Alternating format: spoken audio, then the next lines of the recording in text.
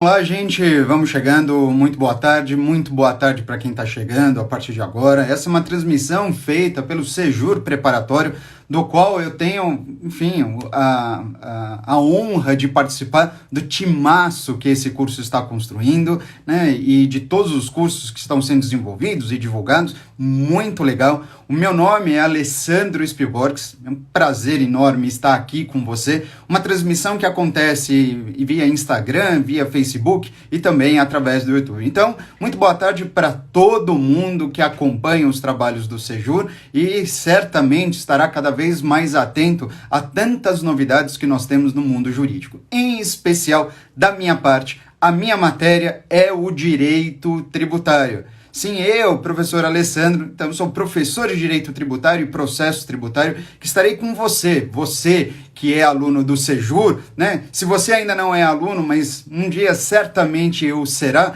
vai ser um prazer enorme, porque eu vou ter a oportunidade de te encontrar. Bacana? Vamos falar um pouquinho sobre Direito Tributário? Olha só, então, dando aqui, na verdade, muito boa tarde aos presentes aqui via Instagram. Então, tem Ti Alves, o Luiz, aí o Sar.man78, enfim. Gente, sinta-se à vontade, o negócio é o seguinte.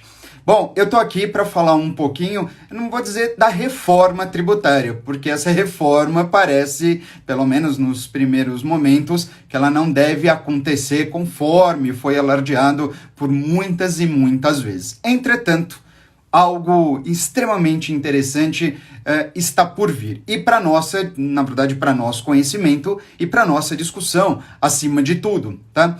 Hoje mesmo está programado, na verdade já estava programado para ter acontecido uma entrevista via videoconferência por parte do governo, onde eles estavam dispostos a detalhar as novas informações a respeito da tributação sobre bens e serviços. Sim, um novo tributo sobre bens e serviços. Quando você pensa em novo tributo sobre bens e serviços, é aquilo que a gente sempre acabou denominando como IBS, Imposto sobre Bens e Serviços.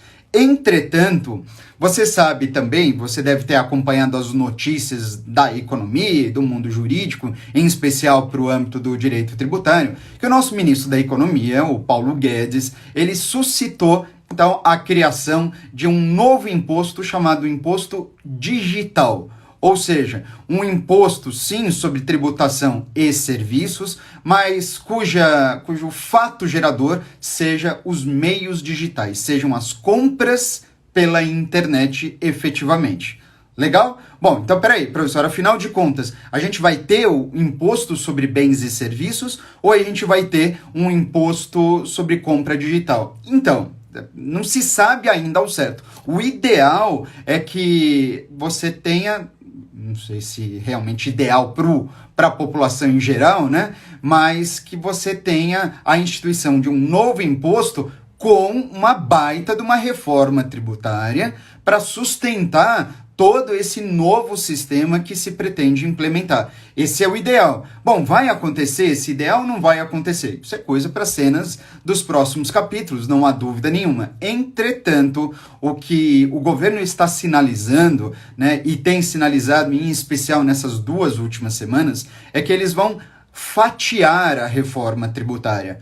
Fatiar a reforma tributária? Fatiar a reforma tributária. Fatiar significa, então, que eles vão tentar aprovar aos pouquinhos, uns pedacinhos. Tá? Muito provavelmente, eles vão começar a aprovar aquilo que é mais interessante para o governo no ponto de vista arrecadatório, para depois continuar, na verdade, trabalhando com as demais regras no sentido de ajustar os novos tributos, para variar, né, ao que o empresariado sofre, ao que a população sofre e por aí vai. Bom, vamos lá então. Qual é o meu destaque aqui? Bom, já quero te alertar, eu não tenho muito tempo aqui nessa live, essa live ela não vai perdurar todo o período que o Instagram permite, né? O Instagram ele permite ali em torno de 60 minutos, não é? Mas essa live eu vou fechar aqui daqui a uns 25 minutos, mais ou menos, para você ter uma ideia, tá? Então, no máximo até 4h30 eu fecho aqui esse nosso bate-papo. Inclusive, quero deixar bem claro aqui, se você tiver alguma dúvida, quiser mandar aqui alguma mensagem para mim, eu já tô, grande Halim, como é que vai, meu grande amigo Halim, professor, se tem um professor de direito do trabalho, né, nesse planeta, esse professor acaba de entrar aqui nessa live, para mim uma satisfação enorme. Grande abraço, Halim, legal, viu? Mas também tô dando boa tarde aqui pro pessoal, Luiz, quem mais? A Yasmine também, enfim, o Marcelo. Bom, então se tiver alguma dúvida, quiser fazer alguma indicação, por favor, estou totalmente à disposição e para mim vai ser uma alegria. Legal? Vivi também chegou aqui, estou aproveitando para dar um oi para você também. Bom, gente, então vamos lá, deixa eu conversar um pouquinho. Você ouviu falar sobre esse imposto digital, não é? Bom, professor, o que seria um imposto digital? Veja só, o imposto digital é um imposto que hoje, segundo o governo, não existe. Por que você diz isso, professor? Hoje, segundo o governo, não existe. Bom, segundo o governo não existe, porque na realidade, quando você faz uma compra via internet, né, seja através de qual a plataforma que você venha a utilizar, tem tributação aí. Se a gente está falando de mercadoria, tem ICMS. O camarada que circula essa mercadoria, que vende essa mercadoria, se tratando de uma mercadoria industrializada, os encapsulados, que a gente costuma chamar, né? Ou seja, uma mercadoria física, efetivamente, ele certamente, além de recolher o ICMS, por se tratar de um produto industrializado, ele recolhe o IPI também. Normal, né? Então, quando o governo diz assim, mas a gente não tem um imposto sobre compra digital, o que não tem? Não tem os olhos dele. Na verdade, é isso que ele está querendo colocar, no sentido de falar assim, não, mas a gente nunca tributou os meios digitais. Pera aí, tributa-se sim os meios digitais, não com esse nome. Até porque a estrutura do ICMS hoje, a estrutura do IPI hoje, na verdade são no sentido de que a gente tem tributação sobre operações referentes à circulação de mercadoria, não importa como é feita essa circulação de mercadoria, ou então uma tributação feita sobre a circulação de produtos industrializados. Mas como que é feita essa circulação de produtos industrializados? Isso também é irrelevante para a atual legislação. Bom, perfeito? Então a gente tem um ponto muito delicado aí, porque ao se criar um novo imposto cujo fato gerador, digamos assim, seja a aquisição de mercadorias ou serviços por meios digitais, bem, você concorda comigo que eles não estão, nesse momento, abrindo mão do ICMS, nem abrindo mão do IPI? Tá, o ideal é que, então, se elimine, olha só, se você acha que isso vai aprovar fácil, se elimine o IPI, se elimine o ICMS e seja igualmente eliminado o ISS. Isso faz parte da proposta de mais de uma das propostas originais de reforma tributária. Aí eu vou começar a entender melhor. Só que isso não é fácil. Então vamos fazer o seguinte, vamos cortar, vamos extinguir esses 3 tributos. Um federal, IPI, outro estadual, ICMS e outro municipal, ISS. E no lugar dele, a gente vai colocar o imposto sobre bens e serviços, imposto esse que terá a oportunidade, inclusive, de alcançar as operações digitais.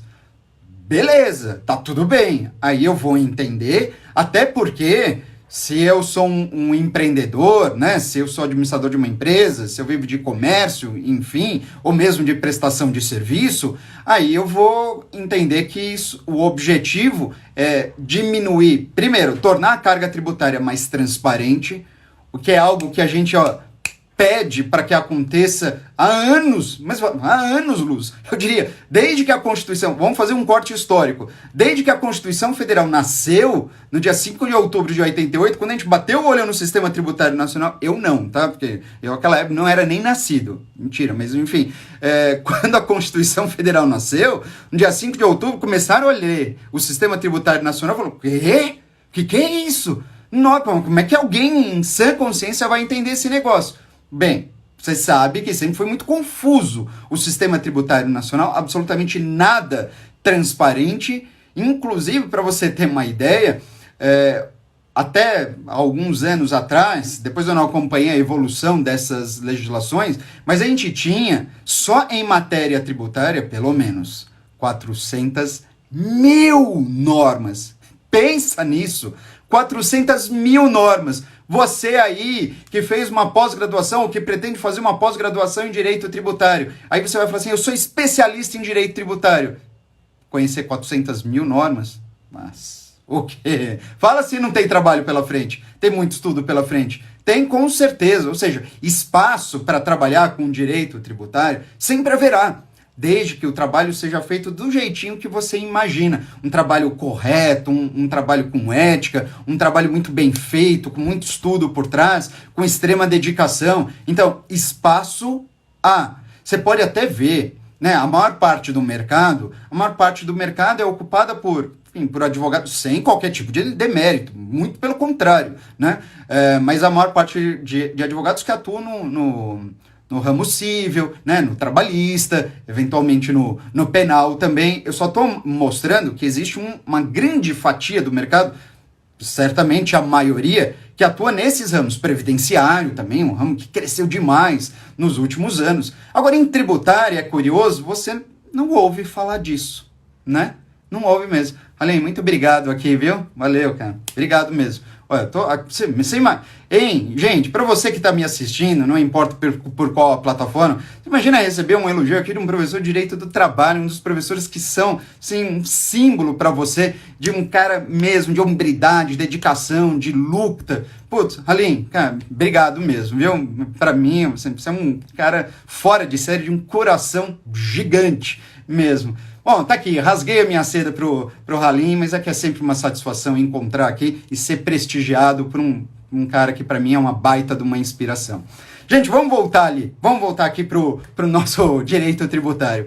Então o negócio é o seguinte, quando a gente pensa nisso, o espaço que o direito tributário ocupa, né, no mercado, ele é pequeno. E ele é pequeno por quê? Talvez pela dificuldade. Mas você já ouviu falar que a dificuldade certamente se torna uma oportunidade? Você deve fazer essa virada de chave de dificuldade se tornar oportunidade, depende de você. Tá, e aí você vai falar assim, mano, depende de mim, o que eu tenho que fazer? Lutar muito, se dedicar muito, estudar sempre. Bom, essa é a minha indicação. Então pense você, nós estamos na iminência de uma grande reforma tributária. Perfeito? Tá. Essa reforma tributária ela vai acontecer aos poucos.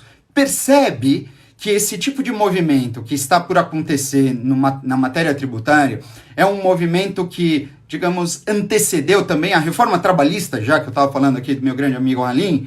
E aí, não é mesmo? Tá, então eles tinham uma baita de uma proposta, e aí foi muita luta, e mesmo assim, quando surgiu a reforma trabalhista, já surgiu com uma série de questionamentos e tudo mais. Eu não tenho nem competência para falar sobre a reforma trabalhista. Mas em relação à reforma tributária, eles percebem o grau de dificuldade que é. A reforma tributária, veja, ela não é pelo menos ela não deveria acontecer com o objetivo de satisfazer determinados setores. Não. Mas a reforma tributária ela tem que pensar na economia do país, né? E a economia do país ela é movimentada por quem? Por sua população. E, claro, pelos seus empreendedores. Tá, a maior parte dos empreendedores aqui nesse país são os que mais sofrem hoje em dia, que são os micro e pequenos empreendedores. Perfeito? Tá, e não os grandes. Claro que os grandes são importantes, né? As grandes empresas. Mas os micro e pequenos empresários são aqueles que acabam sustentando a economia. É a base da nossa economia. É através deles que a gente tem o maior número de empregos. Você concorda comigo? Então, Bom, o fato é que, num primeiro momento, alguns vão sofrer mais do que outros. E ó, que eu nem estou considerando a questão da pandemia, da quarentena, que está sendo sacrificante para muita e muita gente, não é mesmo? Bom, o fato é que, vamos pensar aqui, criação de um novo tributo.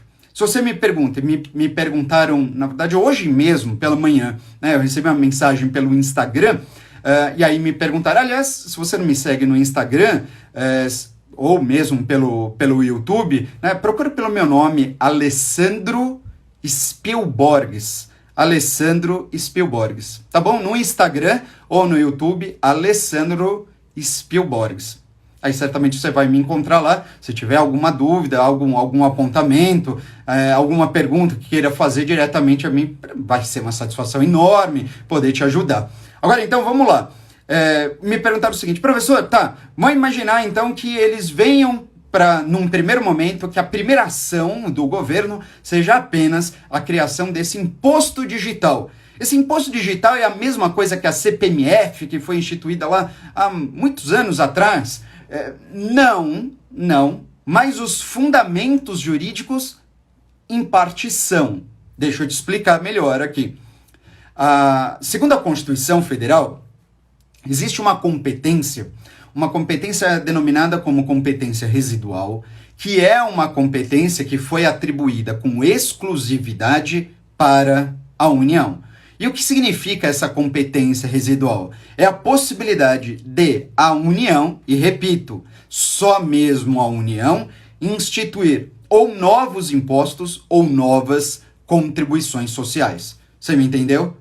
Mesmo? Tá, então, novos impostos ou novas contribuições. Mas novos o quê? Como, novo qual é o sentido desse novo? É novo mesmo, inédito mesmo. Sabe, tenta imaginar um tributo que simplesmente inexista no país. É até difícil isso. Porque tem tributo sobre tudo. Concorda comigo? Tem tributo que não acaba mais. Então, é realmente bem difícil você supor isso, né? Cara, como é que eles vão criar um novo imposto? Um negócio totalmente inédito. Pois é. Mas a gente não pode subestimar o poder de criatividade da União. Não mesmo. De jeito nenhum, tá? A CPMF, historicamente, está aí para mostrar que já aconteceu isso, né? Que era uma contribuição instituída sobre movimentação financeira, tá? Aí você vai me perguntar, professor, peraí, mas a CPMF me parece que ela é extremamente similar ao IOF, o Imposto sobre Operações Financeiras. Realmente, ela tem vários pontos em que toca com o IOF, mas apesar disso, ela acabou sendo instituída e por pelo menos uma década ela foi cobrada. Aliás, curiosamente, o governo está se espelhando sim na CPMF, embora ele não queira reconhecer isso, porque a CPMF ela não criou uma boa fama, né? Não mesmo. Tá, você que talvez, na verdade, tenha nascido pós CPMF, ou então que era criancinha na época da CPMF, falou assim, cara, isso para mim não fez diferença na minha vida. Pois é, se for o seu caso, o interessante é você notar o seguinte, que a CPMF, ela tinha mesmo traços do IOF, só que ela veio no formato de uma contribuição. Oi? Pode me explicar, professor? Claro. Vamos lá. O negócio é o seguinte, tá? O negócio funciona da seguinte forma. A competência residual, que eu acabo de comentar, permite à União, primeiramente, instituir novos impostos. Só que para isso acontecer, né, esses novos impostos, eles vão depender necessariamente de lei complementar. Mas isso na época ou hoje em dia? Na época e hoje em dia. O governo quer instituir um novo tributo, seja lá qual ele for, seja lá em que formato se der, seja por imposto ou por contribuição social, legal, isso tem que acontecer por lei complementar. Então, vamos prestar atenção e vamos ficar de olho, tá? Porque se o governo vier com um papo de um novo tributo, seja lá qual ele for, através de medida provisória, para parar tudo, já começou errado. Medida provisória não, não e não. Não, por quê, professor? Mas não é um caso super urgente? Não é algo excepcional aqui? Bom, é super urgente, é excepcional, com toda certeza. Professor, mas então, se é super urgente, se é excepcional, eu estou enxergando aí as características de uma medida provisória, porque a medida provisória ela cabe justamente nessas circunstâncias, né, de urgência e relevância. Estou errado, professor? Não, você não está errado quando você afirma que a medida provisória depende desses critérios de relevância e urgência. Claro que não está errado, mas daí a você afirmar que um novo tributo poderá ser instituído por medida provisória, faça isso não. Por que não? Porque existe um dispositivo da Constituição e o governo muitas vezes esquece porque quer esquecer desse dispositivo, que é o artigo 62, parágrafo 1º, inciso 3, segundo o qual temas reservados à lei complementar não podem ser veiculados por medida provisória. Não. Então veja, nem é um dispositivo tributário, é um dispositivo constitucional, versando sobre o processo legislativo das nossas leis, certo? Bom, então não cabe medida provisória, ainda que diante de critérios de relevância e urgência, para instituir tributos que dependam de lei complementar. Então, seja um novo imposto, se aparecer como nova contribuição, que eu acredito que não venha, não pode ser por medida provisória. Então, primeiro ponto você já sabe, tem que ser por lei complementar. Mas não basta ser por lei complementar. Existe uma outra preocupação, na verdade um segundo requisito. Qual é o segundo requisito? O novo imposto ou a nova contribuição que vier a surgir, muito provavelmente um imposto, repito aqui para você, esse imposto precisa ser não cumulativo. Ou seja, deixa eu explicar. Um imposto não cumulativo, ou um tributo não cumulativo, é um tributo que, primeiro, ele precisa ser plurifásico. É um tributo que tenha a oportunidade de incidir em todas as fases, em todas as etapas do processo produtivo. Perfeito? Bom, um tributo que tenha essa oportunidade de incidir em todas as fases, em todas as etapas, como eu lhe falei, é um tributo que pode ser cumulativo ou não cumulativo. Cumulativo significa dizer que em cada uma das fases ele vai incidir e, claro, essa incidência, conforme o número de fases, de etapas for maior, isso vai aumentar a carga tributária que recai sobre o produto. Chegando lá no consumidor final, o consumidor final vai estar aqui de tributo. Aqui de tributo e isso aqui de produto. Porque aí você vai ter uma carga tributária muito alta. Por isso da importância do princípio da não cumulatividade. Ele diz, não, peraí, se o tributo, nesse caso um novo imposto, ele tem que ser não cumulativo, então o negócio é o seguinte, apesar dele incidir em todas as fases, a não cumulatividade fará com que o tributo que incidiu na etapa anterior seja creditado para ser compensado, para ser descontado na etapa seguinte. De modo que, dessa maneira, o consumidor final, que é o último dessa fila, né, ele não sofra tanto. Ele vai sofrer de qualquer maneira, mas ele não sofra tanto como seria diante de uma cumulatividade tributária. Boa? Esse é o segundo requisito, ou seja, passamos por 2 dos requisitos. Tá? Novos tributos precisam ser por lei complementar, novos tributos precisam ser não cumulativos. Você me ouviu bem? Ótimo, excelente, beleza. Ô professor, me ajuda aqui, isso que você está falando está relacionado aonde exatamente? No artigo, quer marcar aí? No artigo 154, inciso 1 da Constituição Federal, tá bom? 154, inciso 1, beleza? Ótimo, tá. Nesse mesmo dispositivo, você vai encontrar um terceiro requisito. Tem mais? Tem, mas fica tranquilo, que é o último requisito. São 3 requisitos. Quando a Constituição Federal ela versa sobre a possibilidade de instituição de novos impostos, que é o que a gente está falando, um imposto sobre compras digitais, sobre meios digitais, né? Quando se cria um tributo nessa condição, é preciso cuidar para que esse novo imposto, presta bem atenção agora em mim, esse novo imposto não tenha fato gerador, não tenha base de cálculo dos impostos já existentes. É mesmo? É mesmo? Tá, é isso mesmo. Terceiro requisito, um novo imposto, seja lá qual ele for, não pode copiar o fato gerador ou a base de cálculo dos impostos que já existem. E aí está um baita de um problema para o governo resolver. Por quê?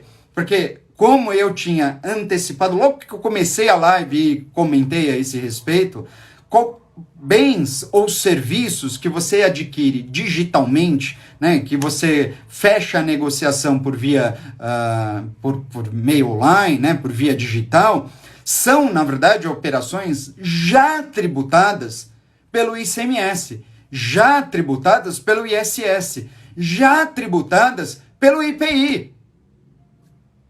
Então, você pode... E mais, não só já tributadas por esses 3 impostos que eu citei, como a base de cálculo certamente é muito próxima também. Qual que é a base de cálculo do ISS, se não o preço do serviço? Qual é a base de cálculo do ICMS, se não o preço da operação de circulação de mercadoria? A mesma coisa no IPI, preço da operação de circulação de produtos industrializados. Hein? Tá, quero ver o governo se sair dessa. Ó, pode ficar de olho aí, não tem saída, tá? Não tem. A saída que eles teriam é aí sim, simplesmente olhar para o que aconteceu lá no passado e, em vez de instituírem um imposto mesmo, digital, instituírem uma contribuição social digital. Como assim? Isso é muito maluco. Essa seria uma saída. Não estou dizendo ainda que seria a saída, ainda que totalmente, juridicamente, 100% juridicamente confirmado, ou seja, né, com todos os, observando todos os aspectos que a Constituição Federal determina. Mas, o negócio é o seguinte, segundo a jurisprudência, a antiga jurisprudência, porque depois nunca mais se falou, do Supremo Tribunal Federal, se for uma nova contribuição, ela... Se segura aí, você está sentado? Tá. Segundo o STF, se for uma nova contribuição, essa nova contribuição pode ter fato gerador ou base de cálculo de impostos. Não brinca, professor. Tô falando, eu não tô brincando. Uma nova contribuição pode ter fato gerador ou base de cálculo de impostos. Pode. Pode, segundo o STF. Eu sei que isso é forçar muito a amizade, mas é o retrato que a gente tem na nossa jurisprudência. Só que tem um porém entre um imposto e uma contribuição social. Entre várias outras diferenças, a principal diferença entre um imposto e uma contribuição social é o fato de que, se eles instituírem um imposto e tentarem isso mesmo, a forceps, efetivamente, o imposto, como qualquer outro imposto, ele não precisa ter uma destinação específica. Ou seja, a arrecadação através de impostos serve para abastecer os cofres públicos e fechou. Ele pode usar esse dinheiro depois onde bem entender.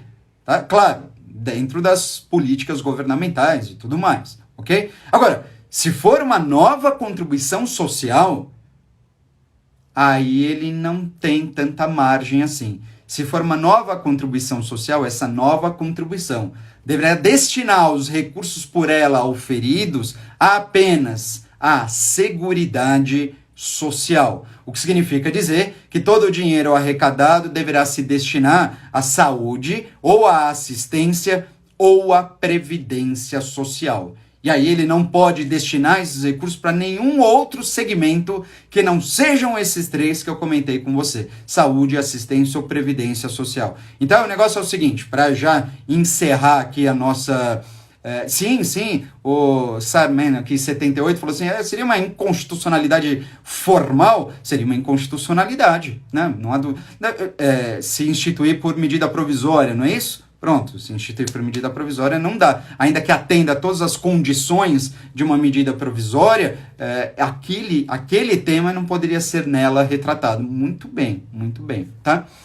Então vamos lá, sim. pra gente arrematar aqui de uma vez por todas. A gente tem que ficar de olho e hoje, repito, tá? Para quem entrou um pouquinho depois, o governo, ele vai, pelo menos ele já organizou uma entrevista coletiva, tá? Onde o nosso secretário da Receita Federal e junto com alguns assessores, eles pretendem detalhar a nova tributação sobre bens e serviços.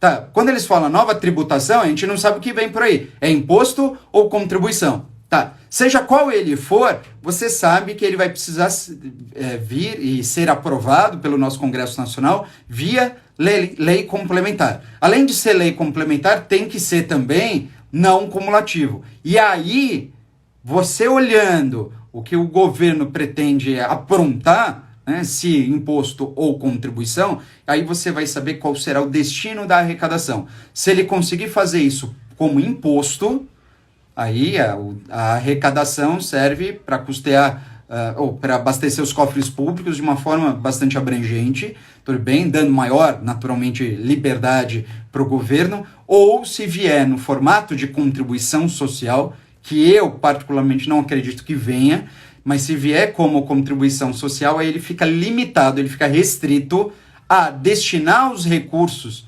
desta contribuição para saúde, assistência e previdência social. Beleza? Bom, então tá aqui. Meus caros, minhas caras, muito obrigado aqui. Eu quero agradecer também a toda a equipe do Sejuro aqui que me deu essa oportunidade de estar aqui com vocês, seguidores do Sejuro, por todas as plataformas, aqui pelo Instagram, seja pelo Facebook, seja você que me assiste pelo YouTube também. Satisfação enorme. Contem comigo. Mais uma vez, é só procurar pelas redes sociais, Instagram, especialmente Instagram e YouTube. Só procurar pelo meu nome, tá bom? Alessandro Spielborges, e se você quiser tirar alguma dúvida, quiser fazer algum comentário, estou totalmente à disposição, para mim vai ser uma alegria enorme, beleza? Ó, mandando aqui um abraço para todo mundo que acompanhou aqui, o Sarmen também, o Júnior também estava por aqui, o professor Renato também esteve por aqui, grande Halim também que esteve presente, enfim, a você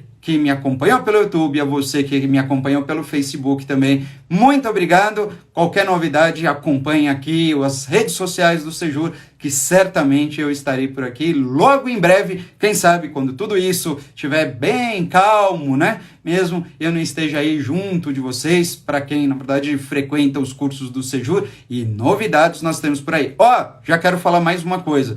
Daqui a pouquinho, para você que está me assistindo ao vivo, às 17 horas, tem nova live pela frente. Então você não perde por esperar. Fica conectado, daqui a pouquinho, mais uma live, um novo tema e a gente se vê por aí. Tá bom? Obrigado, gente. Até mais. Tchau, tchau.